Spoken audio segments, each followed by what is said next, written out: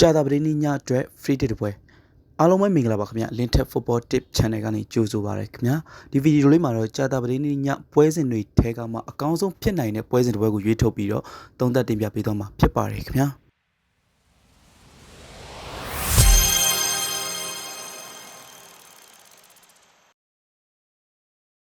အင်တာမိုင်ယာမီနဲ့ပေါ်တိုအင်တာမိုင်ယာမီကလက်ရှိပြိုင်ပွဲမှာအားအနည်းဆုံးအသင်းတွေထဲပါပါတယ်မက်ဆီဆော်ရက်စ်တို့ရှိနေတဲ့ဆိုရင်တော့မှအသက်အရွယ်ရအသင်းကိုအများကြီးထမ်းတင်မပေးနိုင်တော့တာသိကြတယ်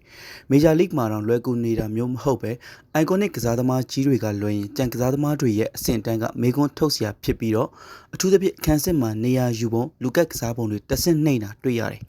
ပေါ်တိုကအုပ်စုတွင်အင်အားအကြီးဆုံးလို့ယူဆလို့ရပေမဲ့ပြီးခဲ့တဲ့ပွဲမှာတော့သူတို့ထက်ပါမီယက်စ်ကပိုကောင်းနေခဲ့တာပါ။ဘာပဲဖြစ်ဖြစ်အုပ်စုအဆင့်တက်ဖို့ဆိုရင်လက်ကျန်နှစ်ပွဲလုံးအမားခံလို့မရတော့တာမို့ဒီပွဲမှာလည်းအမှတ်ပြည့်ရယူနိုင်အောင်အကုန်ထုတ်စ조사လာမယ်လို့ထင်ပါတယ်ဗျ။ပေါ်တိုပဲနိုင်ပွဲရသွားဖို့များပါတယ်ခင်ဗျာ။ခံပန်းရလက်အဖြစ်အင်တာမိုင်ယာမီ0ပေါ်တို2ဖြစ်ပါတယ်ခင်ဗျာ။အားလုံးကိုကျေးဇူးတင်ပါတယ်ခင်ဗျာ။